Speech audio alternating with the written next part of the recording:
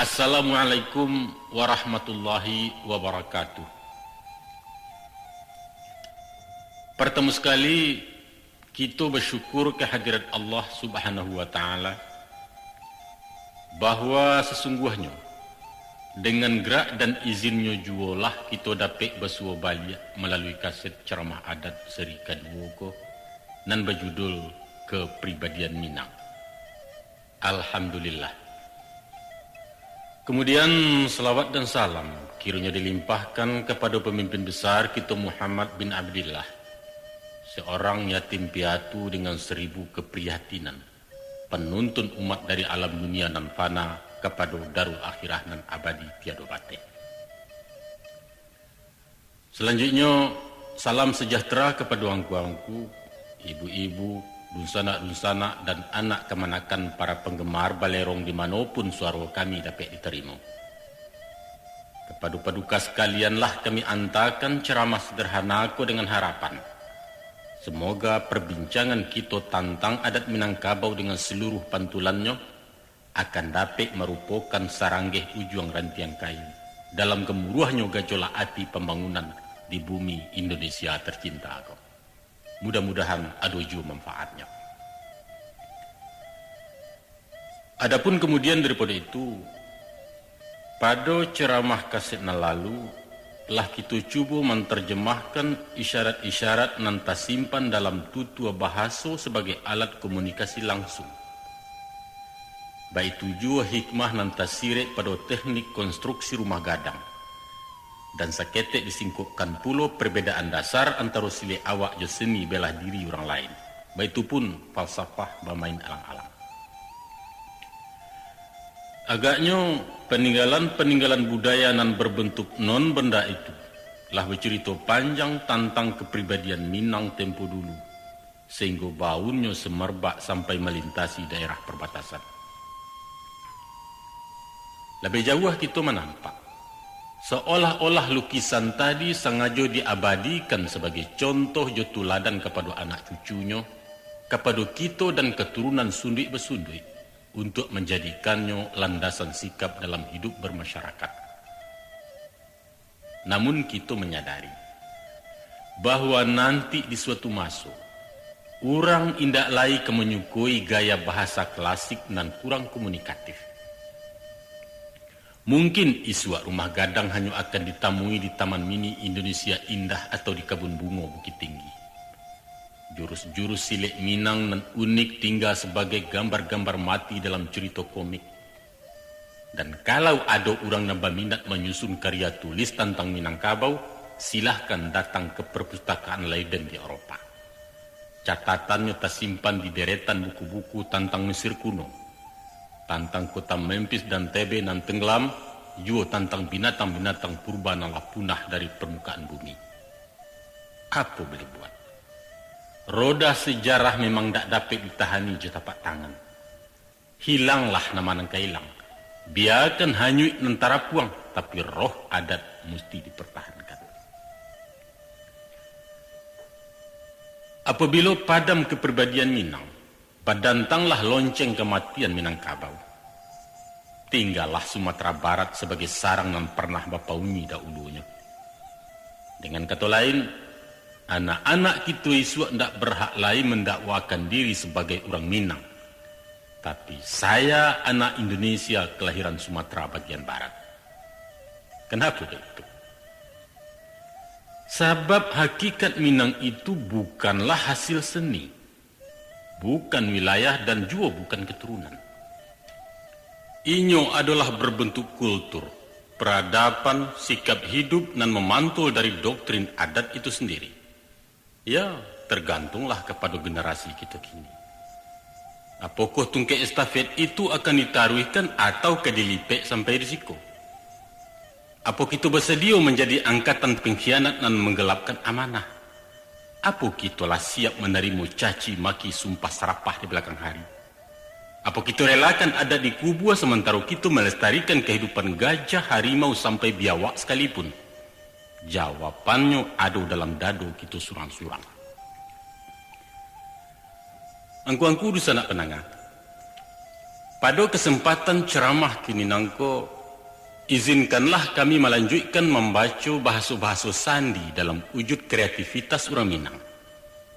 Kita pilih nan tasera, kita rangkai, kemudian dikonfigurasikan menjadi suatu bentuk nan bisa dicaliak secara konkret. Adapun objek yang kami pilihkan ialah fungsi surau sebagai sarana pendidikan formal dan informal, dan latar belakang tradisi merantau bagi orang Minang. Nah baiklah, de utang bahan sua mengkolansai kato basabui mengkodape akan kita masuk saja kepada pokok perbincangan. Didulang sadulang lai pendulang ameh bangkaulu, diulang saulang lai penyambuang kaset nandaulu.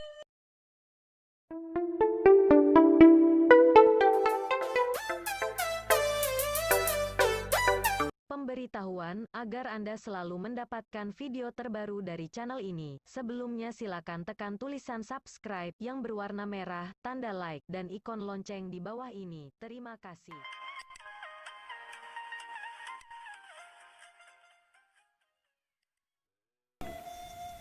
Bismillahirrahmanirrahim.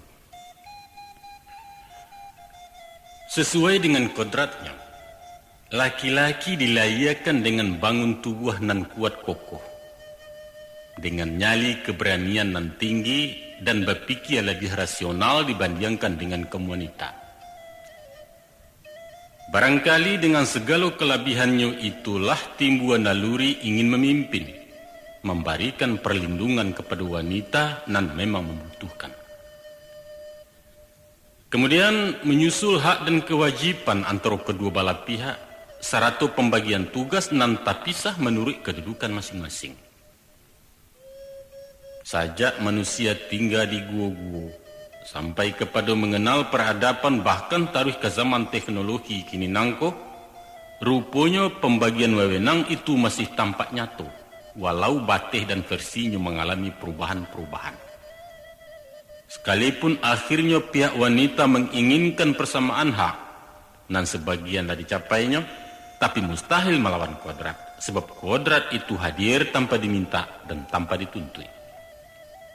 Itu sebabnya perjuangan emansipasi kadang-kadang terasa tidak adil, karena wanita tidak pernah menuntut persamaan kewajiban. Akan pincanglah jalannya masyarakat sekiranya hak disamakan, sedangkan kewajiban tak seimbang. Dalam konteks itu, Minangkabau menganut kaidah tersendiri, yaitu memberikan seluruh apa yang menjadi hak-hak wanita sesuai dengan kodratnya pula.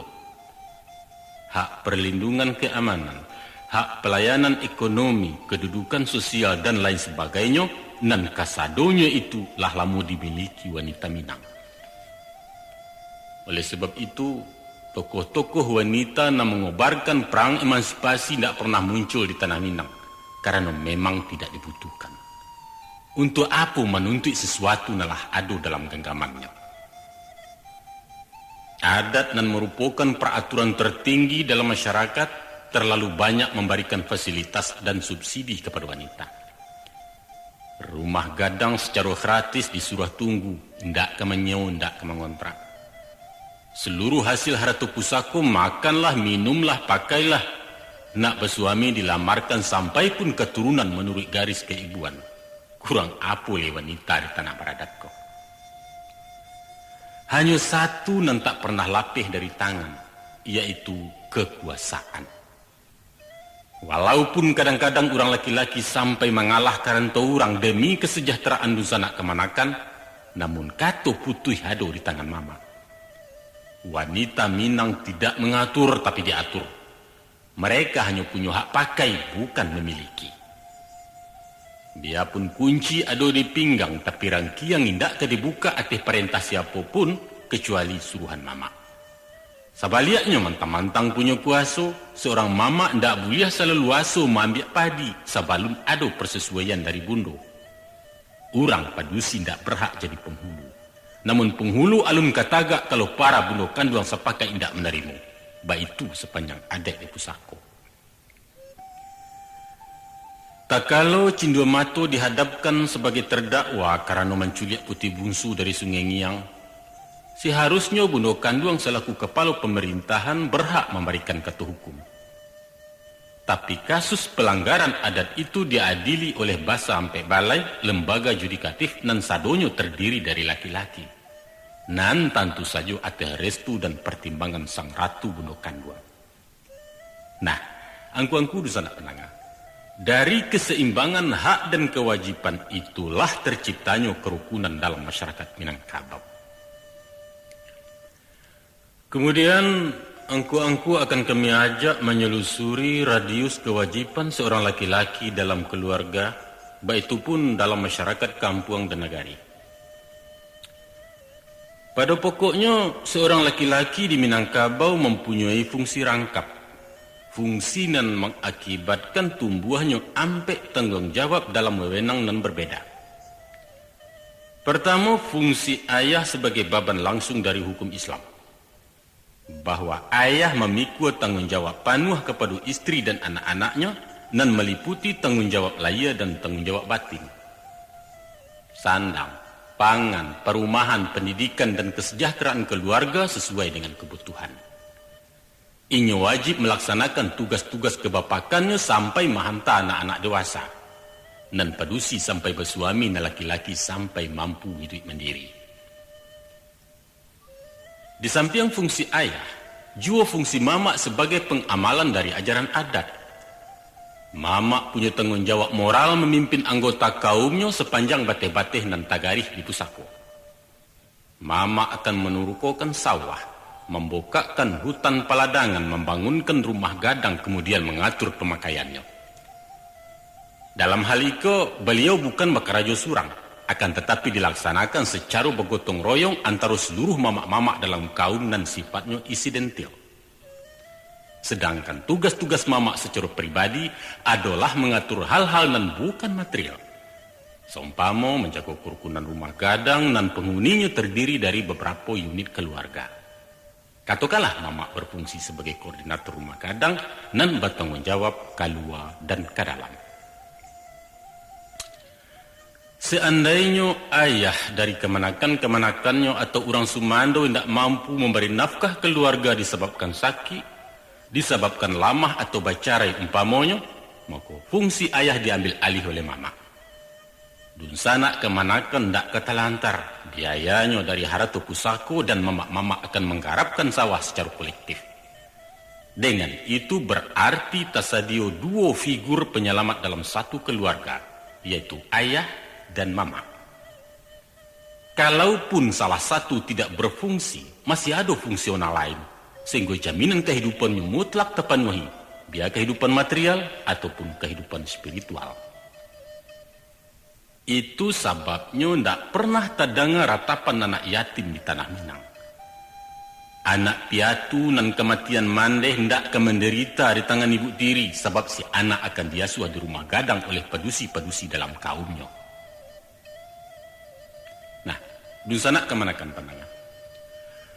Kalau tadi ada dua peran yang dimainkan seorang laki-laki di Minangkabau, yaitu peran ayah dari hukum Islam dan peran mama dari hukum adat, maka ada satu peran lain dan bersumber dari undang, yaitu tuntutan kewajiban kepada masyarakat lingkungannya.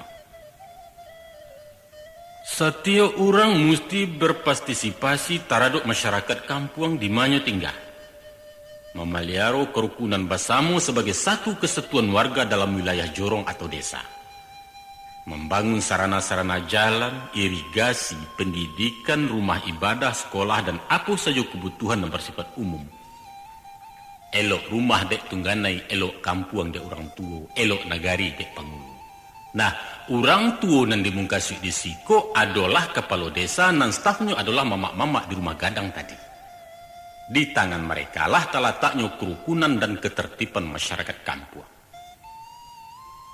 Tapi alah kok selesai tugas dengan 3 tuntutan kewajiban tadi. Alun lain. Masih ada ciek lain dan kadikako. Apa tu? Yaitu wilayah na lebih luas, ialah negari. Nagari nan kalau kita jabar ke lebih luas lagi yaitu negara. Seluruh potensi harus dikerahkan. Apunan ado diderma baktikan untuk nagari atau untuk negara. Iyo dana, iyo tanago, fikiran, waktu dan lain sebagainya dan lain sebagainya. Pendeknya ndak satu pun orang nan bebas dari tugas-tugas kenegarian. Bajalan mairi yang bayu wa maisi, patah batungke buto bairi sadonyo mesti talibat. Tentu saja sabateh kemampuan surang-surang. Angku-angku di sana pendengar, kampe poin tanggung jawab tadi termaktub dalam sebuah pantun papatah nan berbunyi sebagai berikut. Kaluak paku asam balimbiang, timpuruang lenggang-lenggangkan di bawah nak rang saruaso. Anak dipangku kamanakan dibimbiang, urang kampuang dipatenggangkan ditenggang nagari jan binaso. Anak dipangku. Dalam arti harfiahnya si anak menyatu jo diri ayahnya secara tunggal. Kok lari tabau lari, kok jatuh samo tarau. Patah sayuk batungke paruah nan anak di gungguang juo. Antah kok tanah latas sirah itu bakat orang nan tinggal. Ma'ananya tanggung jawab mutlak. Jo Tuhan betul betapa. Kemudian di samping mangku anak, kamanakan dibimbiang pulau. Membimbing adalah menuntun tangan orang sambil berjalan. Mungkasuitnya mengarahkan kanan bahaya. Membawa kanan bana menunjukkan di malawi dan sati rantau nan betua.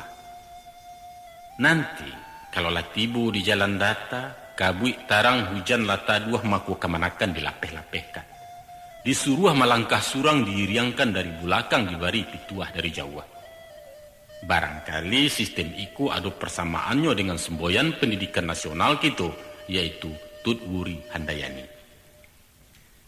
Kini anaklah dipangku, kamanakanlah dibimbing, maka orang kampung pun dipatenggangkan. Tenggang adalah kata-kata Minang nalah di Indonesia kan. Menurut arti aslinya, ialah kira-kira sama jauh sahu, perbuatan atau karya macam tu. Tidak dapat bertenggang, artinya buntu segala usaha. Mempatenggangkan, membantu, menanggulangi. Tenggang raso pengertiannya toleransi. Orang kampung dipatenggangkan yaitu usaha na idui surang. Ciptakan pemerataan sosial. Hilangkan gap antara si kayo jo si miskin supaya jangan timbul keresahan. Keresahan na menjadi pangka bala gangguan kaptipmas. Kok tumbuh hawa di lereng agak itabi yang jangan runtuh bukit jangan sampai ke panesan agih lalu waya nak taju. Usah bak sudu-sudu di tepi jalan. Dijambo kanai miangnya, dijuluak kanai gatahnya, dipanjek kanai durinya, kesudahannya diparun da orang lalu. Nah, bak apulo caronyo menenggang nagari jan binaso. Tanah sebingkah laba punya rumput sahalai laba miliak, tapi malu na nalun babagi. Rimbo dipancang untuk parak, rawang dipetak untuk sawah, tepian laba untuk pandam laba tantu. Tapi rasa kepentingan basamu punya orang sanagari. Caro basuku tagak di suku, caro banagari tagak di negari. Kok malu di ateh hino di baruah, takajuit di mudiak tagamang di ilia, mamak di pintu utang kemanakan di pintu bayar. Oleh sebab itu, indaklah mudah menjadi orang Minang kok. Sulit. Tanggung jawabnya luas dan rumit. Babannya barek gayut bagayut. Kapalo sarik berjunjungan bau barisi keduanya suuk kida menjenjiang pulau. Tapi itulah resiko sebagai pemimpin. Pemimpin dan ditanya tentang kepemimpinannya. Ditanya dek manusia dan dipimpin, ditanya dek Allah yang memberikan pimpinan. Sadonyo mesti dipertanggungjawabkan kini ataupun iswa. Para penangan kami hormati. Banyak orang yang berpendapat dan kadang-kadang ada jiwa keluhan dari dalam bahwa orang laki-laki di Minangkabau terlampau diberi ibaban. Sehingga timbul ucapan sinis dan mengatakan laki-laki dijajah wanita. Atau ada nambai buati. Semalang-malang nasib orang adalah nasib laki-laki di tanah Minang. Tak ubahnya bak buruh kontrak di tanah Delhi. Sepanjang hidupnya disumbangkan untuk perusahaan sedangkan milik pribadinya ditiadakan. Diramunyo kayu karimbo, dialahnya batuang juanau. Maka tagaklah rumah gadang gajah maharam dan salanja ku dua balari sepakiak budak maimbau salayok ubin malayang. Selesai rumah dibangun, maka antrilah kemanakan ke biliaknya surang-surang. Sedangkan bagi si mamak dan bajari hendak ado lantai dan baladia. Beliau baganjua turun ke janjang menuju rumah amak baja. Tiba di rumah anak rasa menompang. Sebab awak tinggal di pusat orang. Kedudukan sebagai tamu ndak dapet bak kata surang. Bajalan menapi-napi, malangkah magak-agak, kok rapek mamak rumah lah orang pulang. Maklumlah awak orang Sumando. Orang Sumando dan Bak Abu dia teh tunggu. Nyampang tibo hujan sadabak nyo datang ngangin sadarok bakiki Sultan Tabangambua. Yo kok rago tulang lai kuai, saku kok lai sadiang boneh badarai galak mintu. Tibo masonyo daun rogek batang lacondong, tampua indak bagatah lai, mako diguluang baju di pabunta maretek kaki turun janjang, kasurau juo kesudahannya. Di pangkua sawah kemanakan, di lambuak tanaman kareh dituga tanaman mudo dan dapek anyo makan di dangau. Asianyo pantang dibawa pulang, sebab itu pusako tinggi itacalo bana dalam adat. Batanam di sawahana, baladang di parak bini, tibo mamak dibagi-bagi. Sebab haratu pusako orang, kasudahan kalapau dimakan kanyang. Maka kesimpulannya, orang laki-laki Minangkabau hidup tak bermilia. Hubungan jo anak indah akrab, tabateh jo dindiang adat. Harga dirinya hilang, status sosialnya kabua dan inyo hidup tanpa harapan dan tanpa jaminan hari tua. Nah, untuk mengembalikan harkat kemanusiaannya itulah mangku inyo marantau Jawa kawin jupadusi orang lain. Di negari orang inyo menemukan kembali miliaknya nalah hilang. Inyo membangun rumah tangga dan dirinya sendiri jadi tuan. Nyo mencari jabatan surang ndak ada orang ke mana guanya, ndak ada orang ke mengumando. Nyo makan barana anak indak mituo ke mupe atau pembayan ke menyindia. Di rantau ndak ada urun sanak ke usia ndak ada ke manakan ke menggaduah kok tibo mamak jadi tamu. Nyo hidup bebas tanpa basa-basi, tanpa kata pemanih dan memuakkan. Di sekolah baru taraso jadi orang. Jadi pada hakikatnya, orang Minang marantau adalah pelarian. Marantau sebagai pernyataan protes terhadap struktur adat, sistem masyarakat dan senjang penuh kemunafikan. Marantau adalah manifestasi dari pemberontakan dingin kepada aturan kaku, aturan dan dirinya sendiri tidak mampu merubahnya dari dalam. Kini timbul pertanyaan. Iyo ba itu? Kok kaji ya? Batua ko orang awak marantau adalah hijrah dari masyarakat jahiliyah ke masyarakat peradaban. Iyo ko orang Minang maranyuk pai marantau ulah dijajok di nagari. Kalau kami ke menjawab pertanyaan ko, maka kami mengatakan indah. Ndak begitu. Tapi batua kau orang Minang lah menciptakan kekeluargaan patrilineal, yaitu kekeluargaan yang bersifat ayah anak, dan meninggalkan matrilineal kekeluargaan mamak kemanakan. Jawabnya secara praktis iyo, tapi secara ideologis indah. Apa alasan kami mengatakan begitu? Tradisi merantau lah mendarah mendaging bagi orang Minang sejak siswa. Barangkali ikulah salah satu warisan tertua dari nenek moyang sebagai suku petualang di daratan Asia. Pada mulanya merantau antar nagari atau antar luak di Minangkabau. Kemudian berkembang ke daerah tetangga, ke Jambi, ke Riau, ke Mandailing atau paling jauh ke Bengkulu. Sesudah Perang Padri makin berani, lahado namuju barang ke Pulau Jawa sampai menjalang Japang Maswa. Waktu itu sifatnya baru rantau musiman, yaitu hendak membawa keluarga dan sekali setahun pulang. Hari kepuaso tiba di rumah habis rayo balik pulau itu sepanjang musim. Tapi lewat tahun 50 terjadi perubahan total dari bantuan tradisional kepada cara yang lebih maju. Mungkin akibat pengalaman pahit masuk Malaysia ditambah masuk Jepang di darurat, maka sesudah terbuka perhubungan orang awak lingkuit kabuit karantau membawa keluarga. Sehingga kampung langang negari tinggal orang lah habis merantau Cino.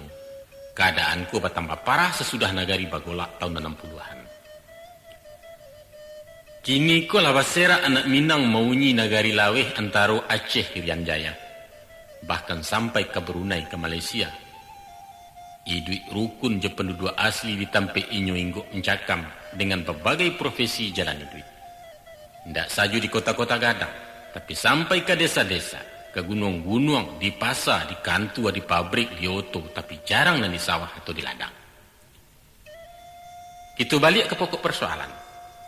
Akibat dari pengaruh lingkungan, ditambah dengan kondisi dan jauh dari campur tangan pusako, nampaknya kehidupan di rantau praktis di luar ikatan-ikatan adat. Unit keluarga hanya terdiri dari suami, istri, dan anak-anak. Sedangkan dunsanak je kemanakan lah membantu keluarga bebas pulau bersama orang Sumando. Kok lai tandang batandang basuo masuk warisan, sifatnya sekadar silaturahmi. Satu kenyataan bahwa lah terjadi pergeseran dari bantuan matrilineal kepada bantuan patrilineal secara umum. Akan tetapi, siapapun tak dapat membantah. Kalau di luar itu nilai-nilai adat tetap dijunjung tinggi. Orang masih tunduk kepada tata krama kekerabatan famili. Hubungan mama juga manakan terpeliaro bahkan tambah mesra. Minantu tetap digalai, baipa, babisan, basumando, menyumando, babako, babaki, tarui harago maragui. Baitu pun caroba kampung panagari. Pernah pada suatu hari terdengar dialog antara ayah Juana dan cukup berkesan untuk disimak. Iko sebagai bukti. Ada seorang laki-laki suku Caniago menyumando ke orang Sekumbang. Tinggalnya di Medan. Anak beliau bernama Ervan, sedang duduk di bangku SMP. Karena terpengaruh jua adat Tapanuli, maka si Ervan ko meletakkan suku di ujung namanya. Banggalah paja jo namo Ervan Caniago. Menjaliak kejanggalanku, maka ditegurlah dek si ayah. Ko pas Medannya kira-kira, Pan, kenapa kau pakai suku Caniago? Menjawablah si anak, iyalah pula, ayah Caniago, aku pun Caniago. Sambil singin-sing yang badak dijalehkan adik si ayah. Bukan begitu, Pan. Sebetulnya suku kau itu Sikumbang. Bah, Sikumbang suku maknya itu. Iyalah, itunya pula maka suku kau itu Sikumbang. Jadi, ya Ervan Sikumbang, bukan Ervan Caniago. Nah, kalau begitu aku ni ikut maknya. Semua kalian ikut mak. Kenapa begitu? Iya begitulah cara adat awak. Kita ini Padang, Pan, bukan Batak. Nampak jaleh dalam dialog pendek iko bahwa kalaupun tinggal di rantau, namun adat indak ka dirubah.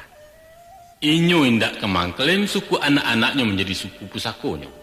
Satu harapan, mudah-mudahan adat Minang indak kepupui. InsyaAllah. Angku-angku sidang pendengar. Lebih lanjut akan kami kemukakan data dan fakta dan memperkuat keyakinan bahwa adat sebagai warisan budaya masih akan dipertahankan. Bahkan indaklah terlampau berlebihan kalau dikatakan mereka yang dirantau dan tinggal di lingkungan bermacam-macam kebudayaan lah mengamalkan adat secara murni. Setidak-tidaknya dalam hal yang sedang kita permasalahan kini. Maaf, akan kami ambil contoh Jakarta. Baam ke Jakarta. Sebab nan pertama, daerah pemukiman orang Minang di luar Sumatera Barat nan terbanyak adalah Jakarta. Menurut sumber nan dapat dipercaya, saat kini jumlah orang awak di Jakarta mendekati 800.000 jiwa. Artinya dalam 9 manusia ciek Minang, atau kira-kira 23% penduduk Sumatera Barat sendiri. Pendeknya kalau dunsa nak pergi ke pasar proyek Tanah Abang atau sekitarnya, apa bahasa awak salah. Dijamin tak kesasih. Baik itu banyak orang awak. Sudah itu alasan kami mengambil ukuran Jakarta, sebab kami tinggal siku. Jadi faham bana situasinya. Dan kami yakin bahwa suasananya indak kajauh berbeda jo daerah perantauan lain. Kita mulai dari Memangkuana. Masalah iko rasanya ndak perlu le disingkokkan secara panjang lebar. Otomatis baban laba pikwa. Allah dirasuak menjariau, Allah dikasau laki ato.